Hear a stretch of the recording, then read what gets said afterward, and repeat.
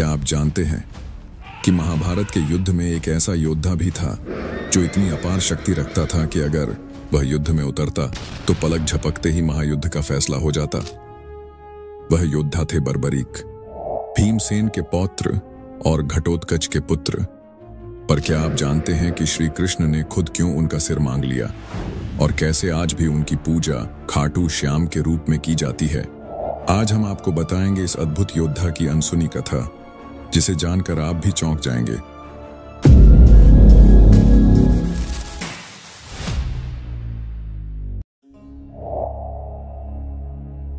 बर्बरीक, जिनका जन्म ही एक महायोद्धा के रूप में हुआ था।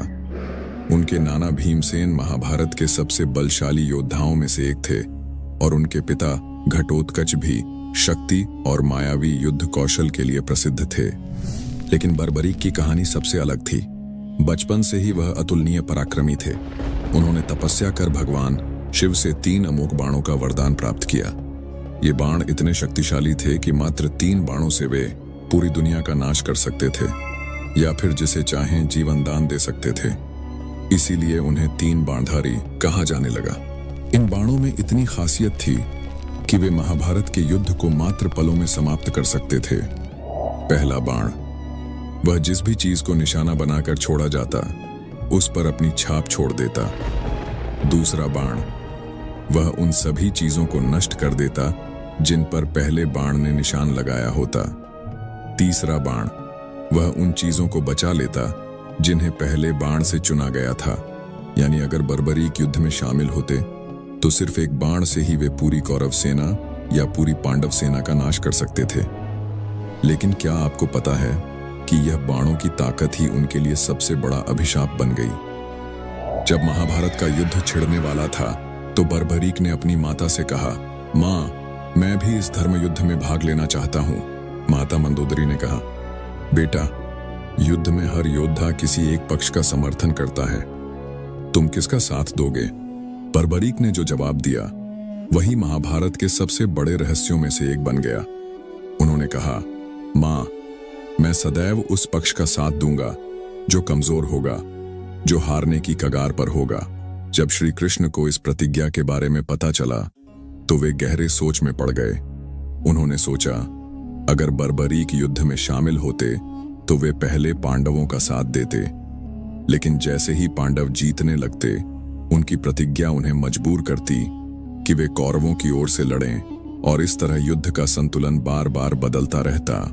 अब श्री कृष्ण को इस समस्या का हल निकालना था। उन्होंने ब्राह्मण का रूप धारण किया और बर्बरीक के पास पहुंचे। उन्होंने बर्बरीक से कहा, वत्स, सुना है कि तुम एक महान धनुर्धर हो, क्या तुम अपने 3 बाणों की शक्ति दिखा सकते हो?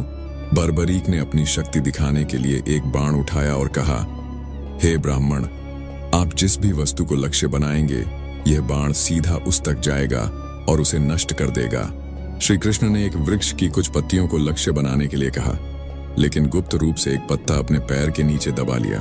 बर्बरीक ने अपने बाण को छोड़ दिया और पलक झपकते ही बाण ने सारे पत्तों को भेद दिया।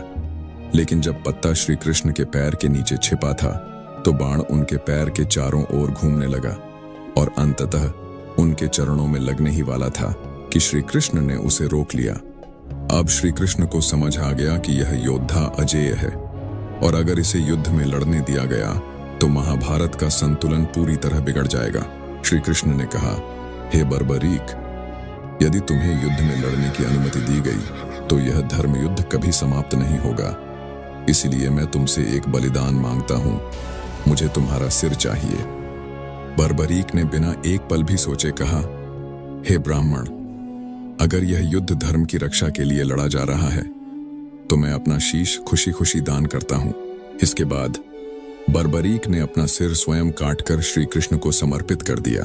लेकिन उनकी एक अंतिम इच्छा थी, वह महाभारत का पूरा युद्ध देखना चाहते थे। श्री कृष्ण ने उनकी इच्छा पूरी की और उनके सिर को एक ऊंची पहाड़ी पर स्थापित कर दिया, जहां से उन्होंने पूरे युद्ध को देखा। महाभारत युद्ध समाप्त हो चुका था, कौरवों की पराजय हो गई थी और पांडव विजयी हुए थे। लेकिन युद्ध के बाद एक प्रश्न सबके मन में उठने लगा, इस युद्ध में सबसे बड़ा नायक कौन था?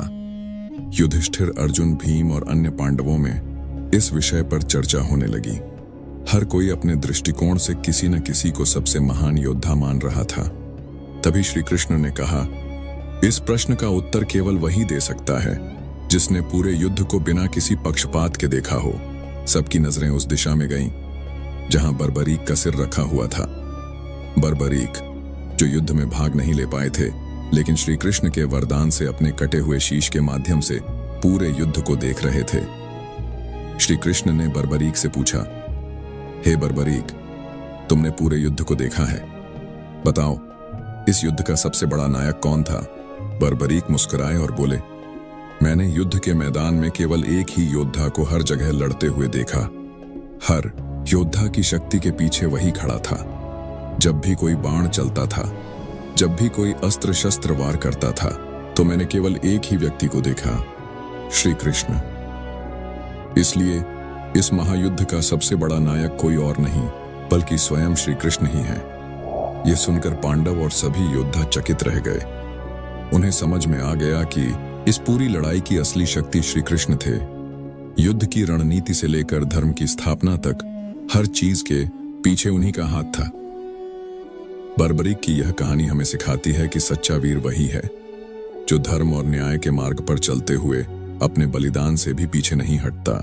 युद्ध समाप्त होने के बाद श्री कृष्ण ने कहा, हे बर्बरीक, तुम सबसे महान दानी हो। कलयुग में तुम्हारी पूजा श्याम के नाम से होगी और जो भी सच्चे मन से तुम्हें याद करेगा उसकी हर मनोकामना पूरी होगी। आज राजस्थान के सीकर जिले में स्थित खाटू श्याम मंदिर में बर्बरीक की पूजा होती है। वे हारे का सहारा माने जाते हैं। भक्त उन्हें सच्चे मन से पुकारते हैं और कहते हैं, श्याम तेरी महिमा न्यारी है। तो दोस्तों, यह थी महाभारत के सबसे रहस्यमयी योद्धा बर्बरीक की कथा। वीडियो को लाइक और शेयर करना न भूलें और ऐसे ही अद्भुत कथाओं के लिए हमारे चैनल को सब्सक्राइब करें। कमेंट में बताइए अगली कहानी किस रहस्य पर होनी चाहिए।